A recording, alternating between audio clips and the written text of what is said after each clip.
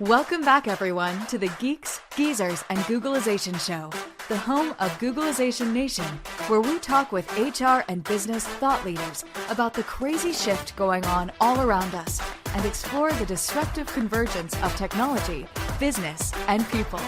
Here are your hosts, Ira Wolf and Jason Cochran.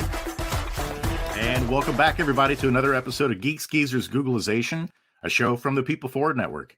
I'm Jason Cochran, hosting solo today while Ira is away. Thank you for being part of Googlization Nation. If you think this is just another podcast, think again.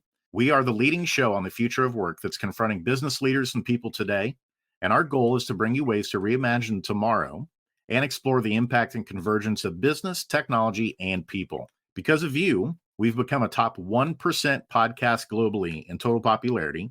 We're also in the top 100 in business management and also in the top 100 for thought leader podcasts. Thank you for listening and for helping us get there. This episode of Geeks, Geezers, and Googlization is sponsored by our partner, Why Institute, your personal and professional GPS for a meaningful life and purpose-filled career. You're going to hear more about the Why operating system and Why Institute later on in the show. So I've got a question for you as we kick off today's show. If there was a soundtrack for your life, what bands and songs would be on it? I could tell you mine. I would have plenty of Guns N' Roses, Metallica, and grunge rock on my soundtrack.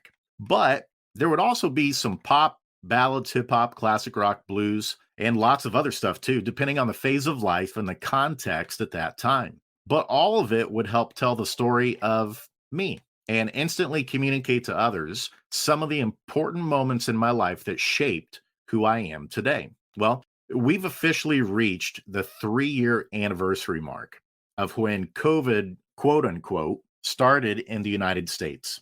So it was around this time 3 years ago when the NCAA March Madness tournament was abruptly canceled and all of us went into survival mode, not knowing what was going on or what the future would hold. And it's been a tumultuous ride for all of us in every aspect of our lives, and some people more so than others. There's no doubt that we're living in some fast and furious times with massive change happening seemingly every week now, especially with the proliferation of artificial intelligence now. But as a Future of Work podcast, sometimes it can be good to take a step back and remind all of us that the future of work isn't just about our rapidly changing technology, it's also about us. And it's about how we experience work and all of this systemic change going on around us. And I had the opportunity to discuss this just this week at the Healthcare Distribution Alliance Convention and Expo here in Indianapolis. The focus of the discussion was on building connected organizations in the future of work to improve the employee experience. Why is that important? Well, make no mistake, employee experience is the most important currency for businesses in the 21st century and moving forward. But how do you help people and teams feel connected in the ways that matter if more of them are working in different parts of the world and from home and possibly on different time schedules? Well, that's what we're going to get to today. And it turns out that a trip down memory lane combined with music that has shaped our individual journeys can be an important part of keeping teams and people connected. And that's why we're stoked to have Brian Mohr, the co-founder at Anthym, joining us to help unpack this mystery around employee experience. They do some incredible employee experience work, and we're going to learn more about it here shortly. But before we bring Brian on for that conversation, we've got to get to our Perfect Labor Storm segment. Perfect Labor Storm segment on each episode is where we're going to focus on a disruptive, surprising, or worrisome trend that we think you should know about. So here's this week's Perfect Labor Storm. You probably heard this. Meta, the parent company of Facebook and Instagram, just announced 10,000 more layoffs this week, which is roughly 12% of its workforce, and it's the second major round of cuts in just 4 months. And this joins other recent layoff announcements in the past few weeks at Twitter, General Motors, Citigroup, SiriusXM, Twilio, McKinsey, KPMG, Yahoo, Tyson, and DocuSign, just to name a few others.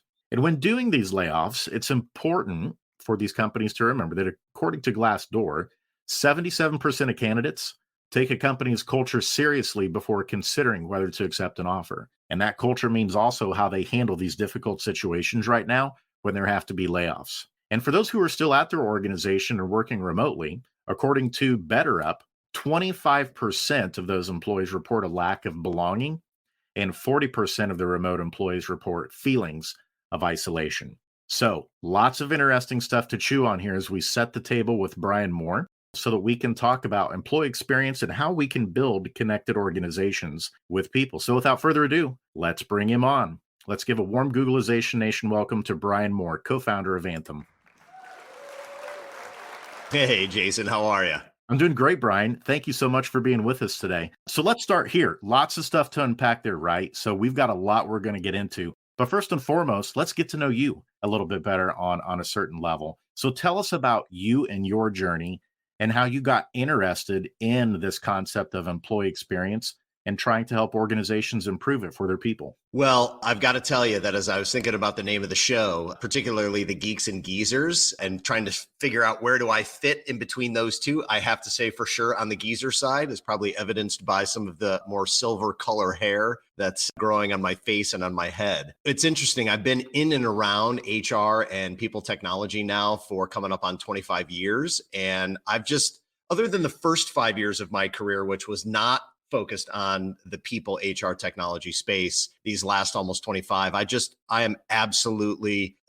love it. I love understanding how people operate, the connections between people. And I had an experience about 6 years ago. I was a part co-founder in a purpose-based executive search firm. And I needed a group, a peer-to-peer network, just to continue my own learning, my own journey, my own development. And as I was introduced to this group, I had this really amazing experience called the Lifeline. And I would imagine many of your listeners have gone through something similar, where I was responsible for delivering about an hour-long presentation to a brand new group of people that I was being placed into this peer-to-peer learning network with, a group of about 9 other folks, and delivering my lifeline, which essentially was the story of my life from birth up to current day at that time, was used as a mechanism to develop immediate connection, immediate trust, an immediate sense of belonging,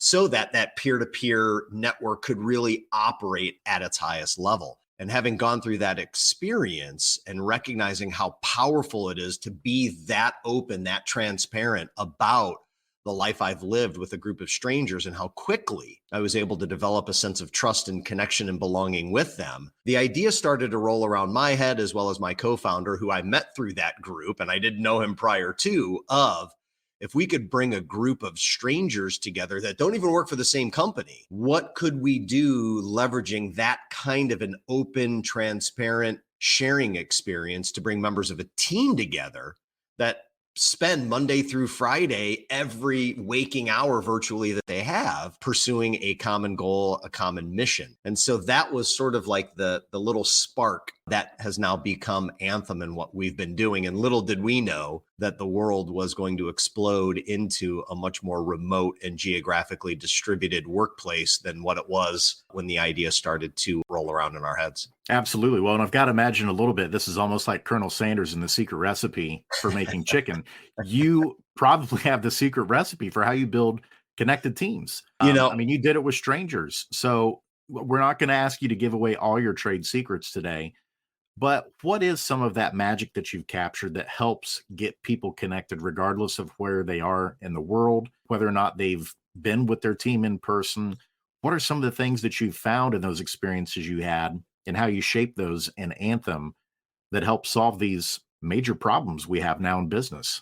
Yeah, I mean, I think if I had to pick the one thing, it would be the timeless and timely art of storytelling, and not like having to think up some grand story that you create from scratch. Instead, it's actually simply taking that trip down the memory lane of one's life and thinking about some of those really meaningful, significant, or even the everyday moments that really matter to us and have shaped how we think, how we show up, how we treat others, how we treat ourselves, the lessons we've learned, the advice we've been given, the victories we've celebrated, the failures that have taught us super valuable lessons, helping each person sort of think through what those memories, moments, experiences, and even eras of their life have been, and then using those as stories to help get to know the people that you work with every single day. is really the secret sauce. And if I had to sort of layer in an additional little secret ingredient to the recipe, helping people like evoke those memories and bring them back to life, that's where things like music can be so incredibly powerful. I would imagine just about everybody who's listening to this podcast has had one of those moments where they've been in an elevator, in a restaurant, in a car, wherever, and a song has come on that you haven't heard in a while.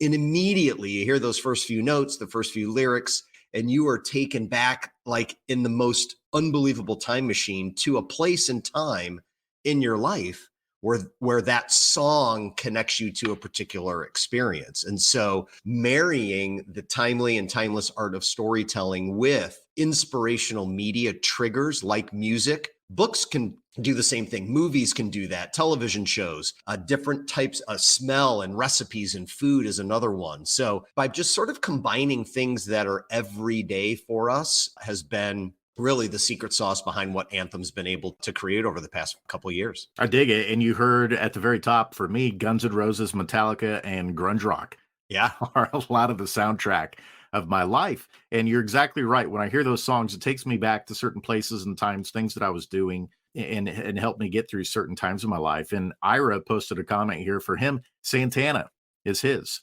that gets you in a certain mind frame. How about for you?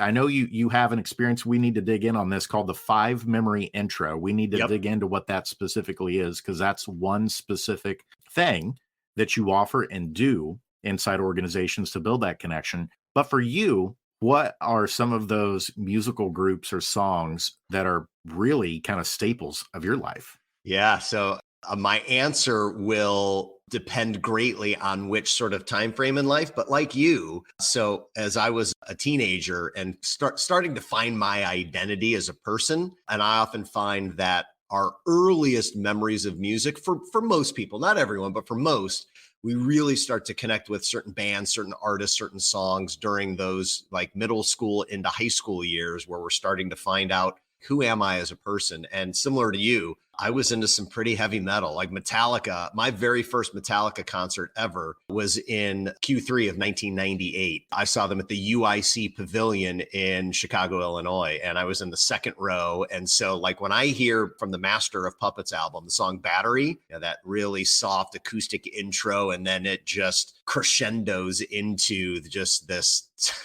just this raucous beat, like it immediately takes me back to my time as a member of my high school swim team. So I have like certain songs and certain bands connect me to different memories. My very first concert ever was the band Anthrax, which is also kind of in that sort of heavy speed metal genre. And there's certain songs like Caught in a Mosh that just, again, they take me to very specific memories. And I could sort of map out my life based on music that was corresponding to what was happening to me at those times in my life. I love that. I love the reference to anthrax. And for those that are out there, no, we're not talking about the disease. Yes, it is disease. We're talking about an actual metal hard rock band in the 90s. Sound of White Noise was the name of the album. And I used to play on repeat on the CD player Room for One More, just rocking out to that song. So absolutely love it. You mentioned Guns N' Roses, by the way, and yes, the Appetite for Destruction album. I mean, I think even perhaps like folks that don't love Guns N' Roses, which I think is kind of hard to do. I mean, that album, top to bottom, was one of those albums in my life where it was like, something's happening in music. And that was one of those albums that was just that, like Nirvana's Nevermind. Like there's certain albums that sort of signify these really major moments in the history of music that signal some sort of a fascinating evolution or change or something that's going on that's different. And I think Appetite is certainly, in my opinion, is one of those albums. No doubt about it. And so obviously, Brian, we have a lot of folks who listen to the show. They love pop culture references. They love the future of work. But we also have a lot of business owners too. And so now let's try to funnel the conversation now in terms of how does this come into the workplace and improve the employee experience? How does it help these teams, the people on the teams, better understand each other and create that cohesion to be able to accomplish great things together? You have one specific type of offering that does that called the 5 memory intro. Can you walk us through that to put a little bit more meat on this in terms of how it drives business value to help teams perform better? Yep, absolutely. So we're big believers that having someone at work that you consider a friend, knowing that there are people in your workplace that care about you as a person, these are really, really important to overall productivity, to retention, to engagement. And we want to help foster that. And so this experience that we introduced about 2.5 years ago called the 5 memory intro was really our attempt to finally introduce a technology that could move the needle on employee engagement. If you look at Gallup's Q12 results over the past 20 to 25 years, and the people across both the US and the world that are engaged and not engaged, those lines have barely budged in either direction. I mean, it's basically a flat line. And yet companies are spending billions of dollars every year.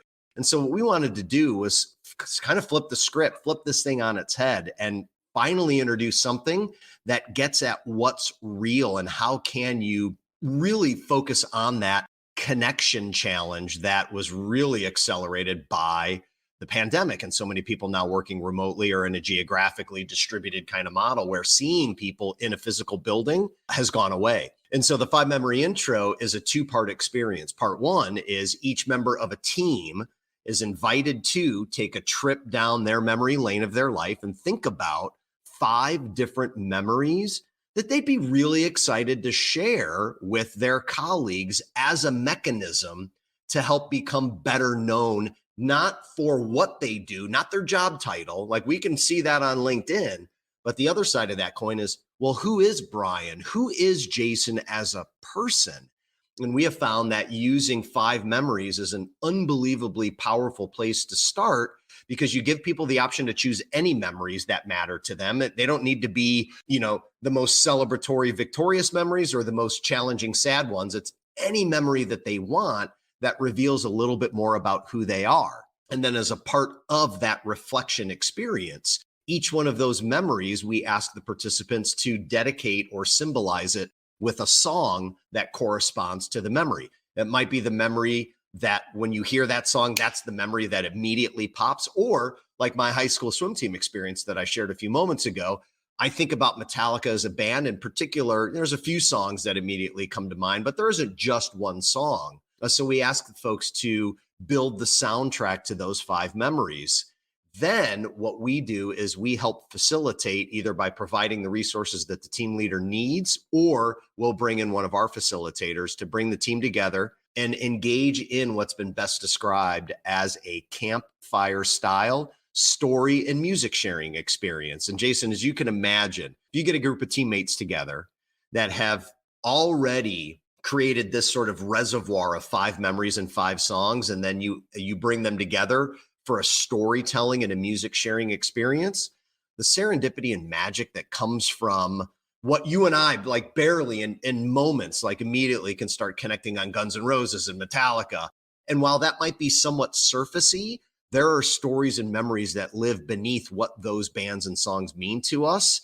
And it's a really safe way and accessible on-ramp for the most gregarious folks like me, and even the most shy and reserved folks. Music is a really safe topic to open doors and help people connect with one another. And so, yeah, again, imagine you're on a remote or a geographically distributed team and you really don't know all that well the people that you work with. This is a mechanism to help begin to build those bridges so that you can build those meaningful relationships, that deeper level of trust that is so critical to high performance teamwork. Well, I think that's part of the brilliance of what you've created here is music absolutely is a universal language, that folks all around the world could connect with it. And I think what you've touched on here is something that I still see a lot of organizations struggle with. I saw it on Monday at this convention when we were talking about personal values, discovering your why and things like that. These things aren't necessarily rocket science, but I think many times there's a part of us or with other people that we work with to just have the guard up and not want to show or feel reluctant to show who we really are. Yep. And the experiences that we have. Yep. And say, okay, I want to keep you an arm's length away because I'm not sure I can totally trust you. Yep. And to a certain extent, are there parts of your personal life that you should share at work? Probably not. It's up to every single person what they want to share. But music and how music ties into some of those memories that you're willing to share feels like it really is the grease to get the wheels moving of opening up and talking about things that aren't just about work, that are things about you on a personal level to understand how that person ticks. And I think being able to use music as one of those mediums is an absolutely brilliant way to help people draw down some of those barriers and be willing to be more vulnerable, share parts of themselves with others, and other people share parts of themselves. And then I think what happens then is you start to understand a little bit more about them. So you become more forgiving and understanding in certain situations or contexts. Like, okay, I remember Billy shared such and such memory. So next time he's asking follow-up questions when the rest of us are trying to get out of this meeting, I know the reason he's asking is because he had a bad experience in the past where he didn't get all the information he needed and it ended up becoming a disaster in this particular situation. I think it just brings a whole new level of understanding for people to be patient and believe the best in others and to be able to look past some of the annoying habits, quote unquote, maybe that we see sometimes with others and understand they're not trying to be annoying. It might just be part of their experience. With that, so you took us on the trip of what the 5 memory intro experiences and a little bit of the campfires. What are some of the other elements when you work with an organization that you bring to the table to improve the employee experience? Yeah, there's a couple of other things that we've learned over the past, 2.5 years that we've been doing this. So when we launched, all we knew was that at the time, most of the business world was operating remotely. And so all of that in-person connection time vanished quite quickly. And so we knew there was an acute need that team leaders were having to find a way to bridge connection, to build relationships. And, the Zoom happy hours and the virtual escape rooms and all those sort of game oriented things, I think began to run its course. And so we wanted to bring something really powerful, unique, innovative, and something that was very real, which again, manifested itself in this 5 memory intro experience. Well, having delivered that to, over 150 different teams over the past couple of years, we just wanted to hear from our clients, what else do they need, especially those clients that have chosen remote or a geographically distributed workplace model as their go forward model. And we're not advocating that you should or shouldn't be remote. People are making those decisions on their own. But for those that have chosen that, what will they need to make sure that a culture of connection in a world where there's no building to connect in stays alive and vibrant? And so through just being super curious and delivering all these experiences, 2 things came back. Number one, they need something that helps build a connection muscle in an ongoing way. You can't do team building or team connection once a year. You do your year-end holiday party and expect that that's going to create the lasting impact throughout the rest of the year. So whether the team leader wants to do that weekly or monthly or every other month or quarterly is up to him or her. Whatever they think is the right cadence, we've built a connection system that they can pull from a library of already designed campfire style experiences. Some of them use music, some of them use movies, some of them use books, some of them use television shows, some of them use TED Talks. And some of them are just straight up really interesting Q&A. One of my favorites we call Museum Day. And the question, it's a 1-question experience. And the question is, so Jason, I'll ask you and just think about it. If a museum was going to dedicate an exhibit to your life to date, what 3 items would you want on display for people to learn about you? So that if you tee that question up to a team, and you give them a couple weeks to think about it, document their responses, and then the team leader brings the team together for their regular Monday morning meeting or their monthly town hall for 15 to 30 minutes. You've got a team of 10 to 12 people. That becomes a really powerful, interesting conversation that is all about learning about your teammates in a really different way. And so we've created this pretty big library of these ready-made experiences that takes all the guesswork and creativity off of an already taxed team leader, that they can just pull this, it's convenient, boom, set it and forget it. And you've got your year's worth of team connection activities set and ready to roll, again, at whatever cadence makes the most sense. And then the second thing is, imagine that in sometime in, let's call it 2021 or even 2022, you've been hired onto a brand new team. You've done all of your interviews remotely. You've met your boss remotely. Like, you've never met anybody. And the likelihood of spending a lot of time with them in person is probably small. So how does new hire onboarding actually happen? Not the logistical side of it, not making sure that your benefits and payroll and passwords and computer equipment is making it to you. That matters. But how do you actually accelerate connection and relationships and that sense of belonging when you may not have the opportunity to meet your teammates for a long period of time post your first day? And so we've taken that 5 memory intro experience that we would deliver as a team building experience and have productized it into either an email or a Slack integration where a new hire like me can introduce myself to my teammates by sharing, hey, here's 5 memories that have been meaningful to me, and here are 5 songs that correspond to those memories. And from there, if you're one of my new teammates, now you've got something really interesting to immediately connect with me on. If nothing else, you've certainly added a lot more knowledge of who I am way beyond what might be listed on my LinkedIn profile. So those 2 things are like the big learnings, this ongoing connection system and then the new hire onboarding product to really humanize how are remote and geographically distributed teams building ongoing connection and relationships so that trust and safety stays high. Well, I love that it's already built, that it's off the shelf, that it's ready to use, because one of the challenges I often hear from managers and leaders is I don't have the time to think about these activities and experiences that we've got to design to help people be connected. We've got a job to do. And totally understand it, totally get it. But I think what we've learned, we talked at the top, we're now at the 3-year anniversary of COVID officially happening in the United States when things started to shut down. And I think that one of the things that has come out of this whole experiment is it helped us realize how many of us people were just in the rat race of you show up, you put one foot in front of the other every day, you go to work, do the work, the job, but you don't think much about other existential questions about why am I working? Does this make me feel fulfilled? Does it bring me meaning? What do I think about my team? What do I think about the organization? Do I feel like I'm using my strengths? Is this the type of legacy or impact I want to have?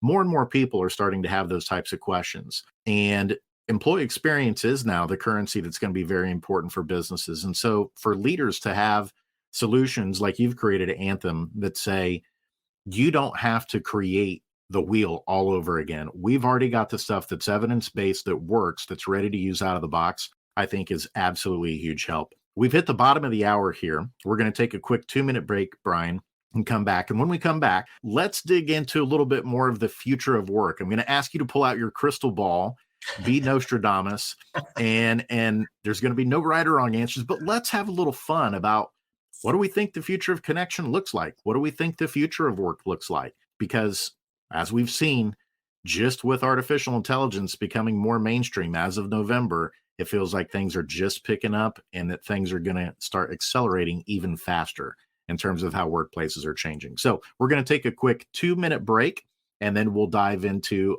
those things whenever we come back. We'll see you on the other side. For most of us, change is freaking terrifying. And unfortunately, there's no app to adapt. That might change in the not so distant future. But for now, we're on our own. That means we can either accept our default future or reimagine our tomorrow. For those of you who choose default, good luck. Just remember, there's no pause button for change. You can't turn back the clock. And there's no get out of jail free card in this age of perpetual uncertainty. Like it or not, change will happen all around us.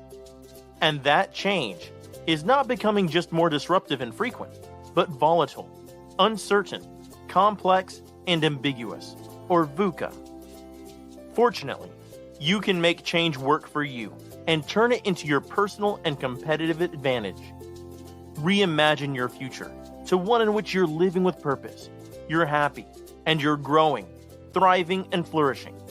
If you're ready to rewrite your next life chapter and regain control of your destiny in this never normal world, your journey starts starts here. Contact the leader in adaptability and making change work for you, your team, and your organization. Ira S. Wolf, adaptability.expert.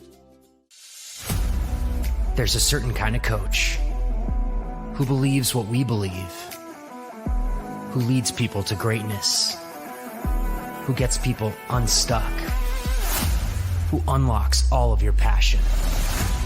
A coach who helps people discover what drives them, to tap into their superpowers. That knowing your why is the first step to untap potential, to focus, to breakthroughs. A coach who's looking for a better way. Are you that coach?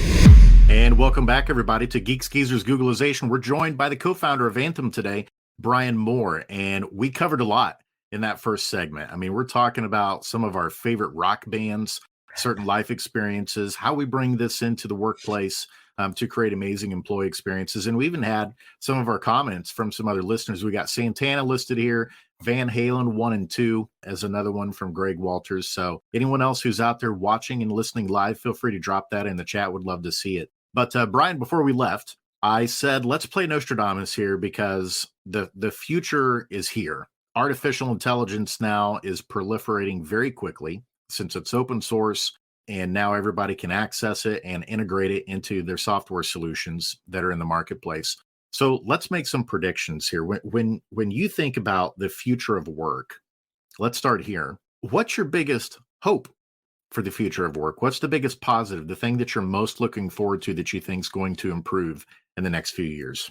So just reflecting on even yesterday's launch of Chat GPT-4 and just seeing a little glimpse of some of the use cases and what people have been able to do with it. My hope is that so many of the, like these administrative, very manual, routine tasks that we often have to do will continuously be replaced by AI, such that we can all tap into our own uniquenesses and really bring to bear what our true gifts and talents are. And that frees up time to build more meaningful relationships, more meaningful connections. You know, one thing that is just so obvious, yet I think often either undervalued or ignored completely is, and this comes from the Survey Center of American Life, which I believe is a part of the Gallup organization, that at least in America, the number one way Americans make friends is at work.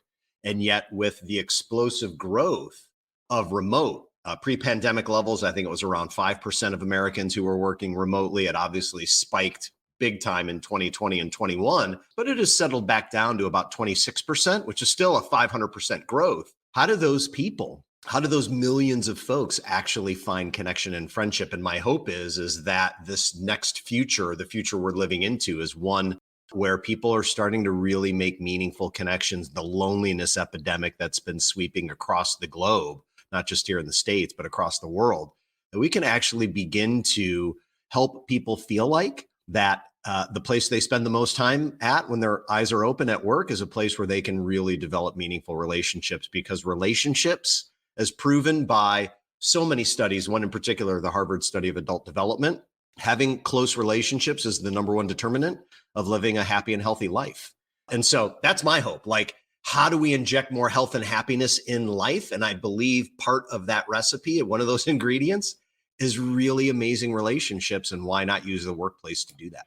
Well, and just to echo what you just shared there, I talked about Maslow's hierarchy of needs on Monday at the Healthcare Distribution Alliance convention, and how the needs for belonging, for safety and connection, are second only to our basic biological needs of air, food, and water. That's how important it is. And Kate Lister, she's the president of Global Workplace Analytics. She was on just a few weeks ago, and she shared with us that in the middle of the pandemic, we had 60% of the workforce was working remotely full time. And so when we think about, will we get back to those numbers? I think there's a strong likelihood at some point in the future, yes, we will get to a point where 60%, maybe even more, of people are working remotely.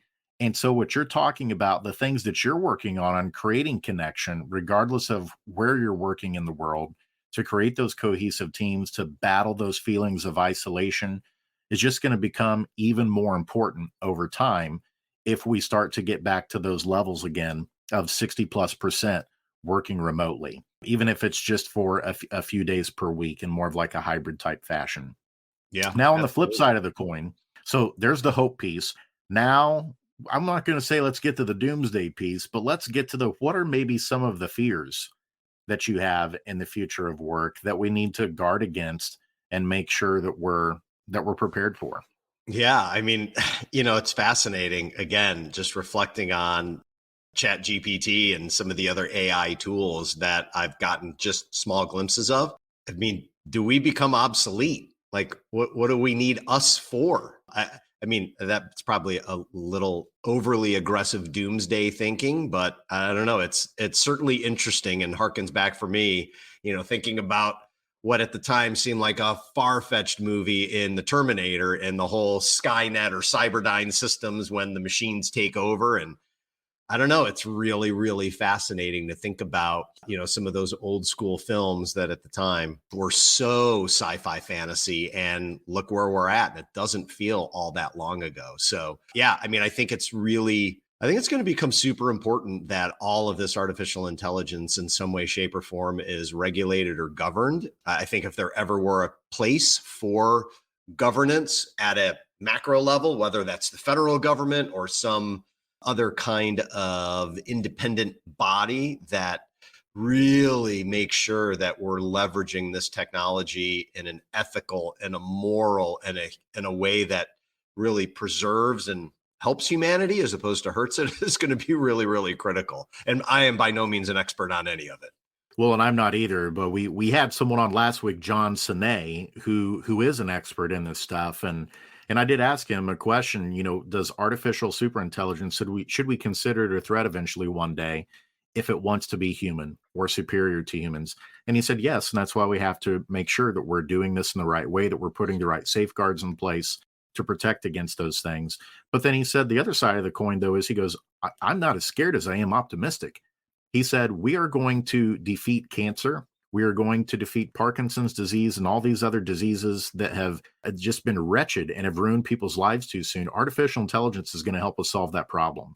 That was just one example he gave of how we have such a bright future ahead of us in terms of how artificial intelligence is going to help us. And it's also going to help revolutionize accounting.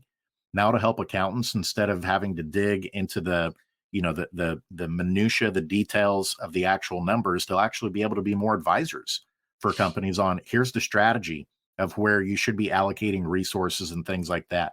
It's going to change the legal system where, again, lawyers are going to be focused more on the higher level strategy things as opposed to more of like the type of work that maybe paralegals do. So there's going to be disruptive change. Like you said, I think it's going to require us to reskill and upskill people because we've got a brilliant organ up here in our heads that's the most fascinating, complex thing in the universe that can do amazing things. But I think for a long time, we have had work, and there's dignity in all work. But I think for many years, we've had types of work that maybe wasn't what humans should be doing. For instance, like flipping fries at a restaurant. Yes, there may be some people who want to do that, but we need to tap more into the amazing, brilliant power, the neurodiversity of the brain, and start thinking about how we put people and set them up for success in roles that use the amazing brains that they have, and let automation and artificial intelligence handle more of the mundane, repetitive pieces of work that aren't really using the higher cortical processes, but are just more things that have to be done on a task list. And I do think that we'll get it figured out, but definitely going to be some growing pains along the way. Yeah, I agree. And maybe, just maybe, this set of skills and abilities that for the longest time have been referred to as soft skills, things that kind of don't matter or are squishy and fluffy. Maybe for the first time ever at scale, we will finally recognize that those are the skills that actually make us human and we can begin to really develop those. And I agree with you 100%, the power of what lives in our heads, in the brain, and what it can do.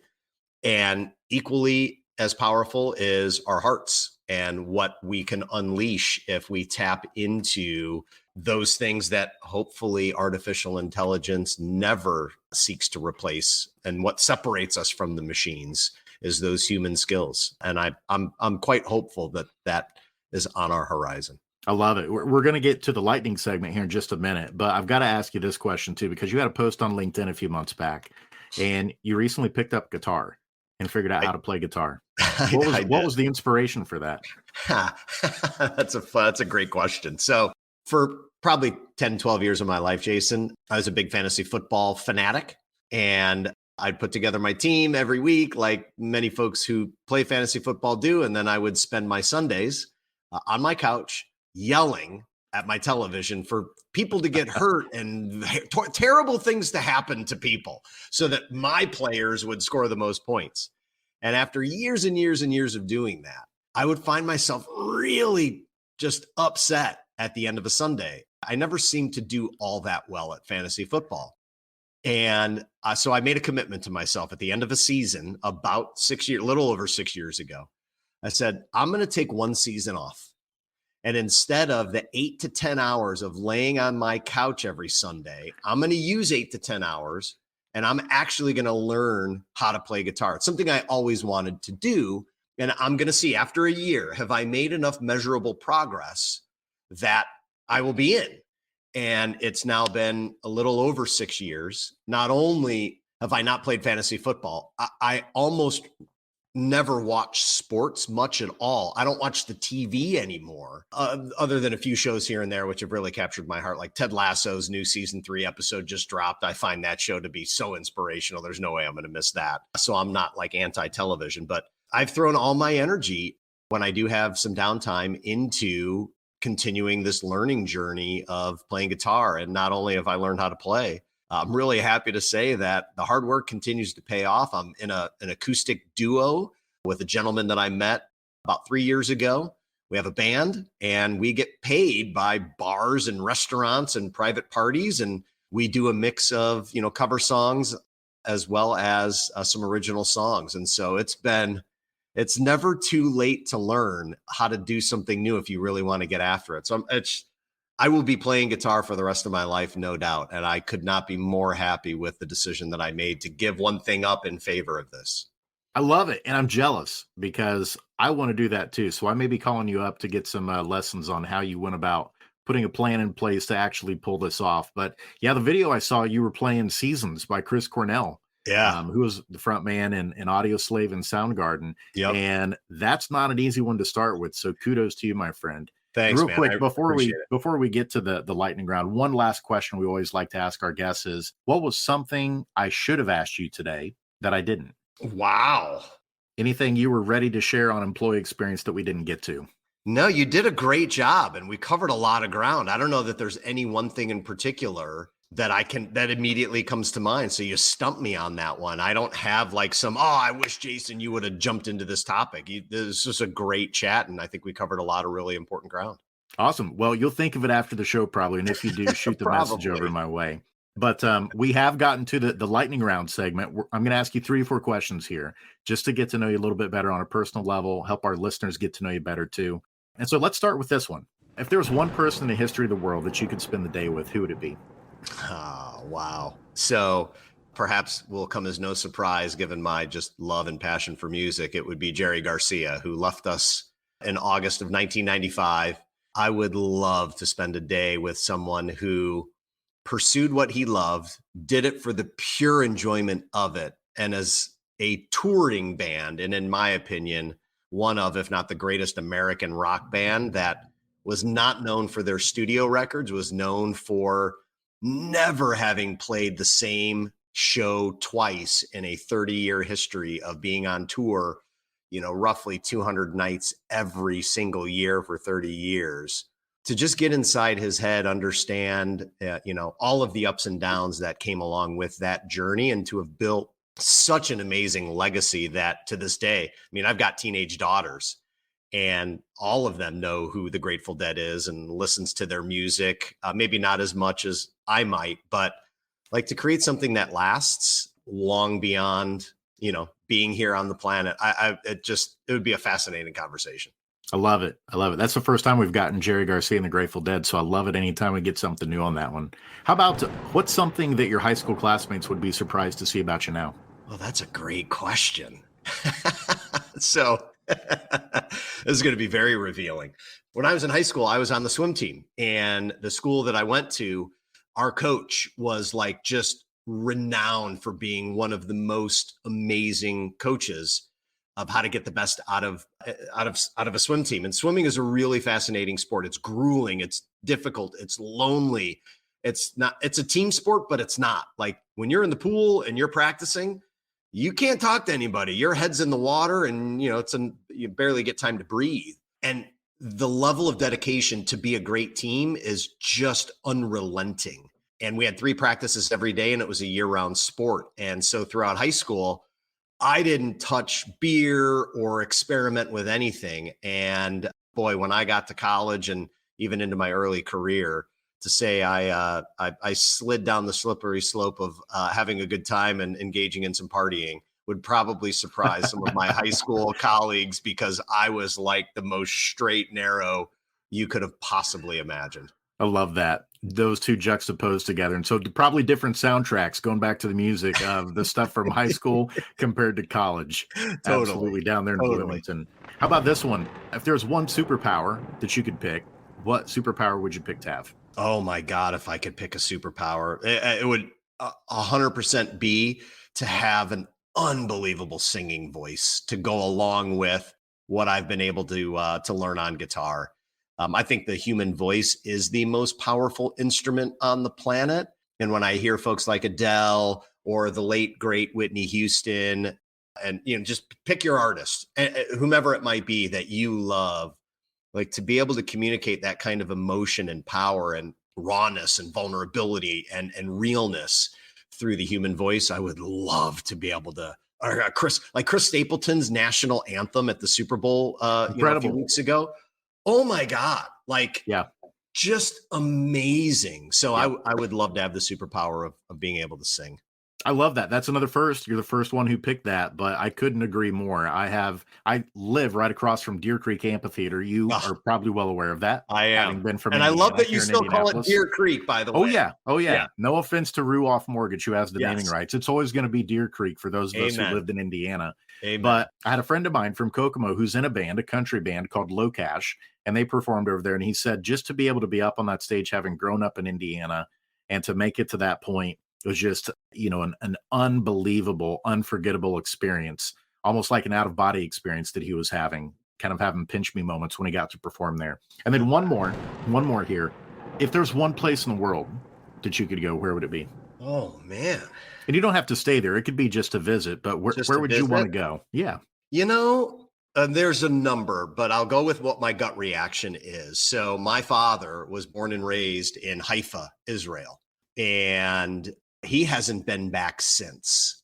He left in 1957 with his mom and dad, my grandma and grandpa, who have long since passed, and he has not been back. And I would love, before my dad's 81, I would love to go back to Israel with him as my tour guide and bring my entire family and have him show us his home country where he grew up. It would be absolutely amazing.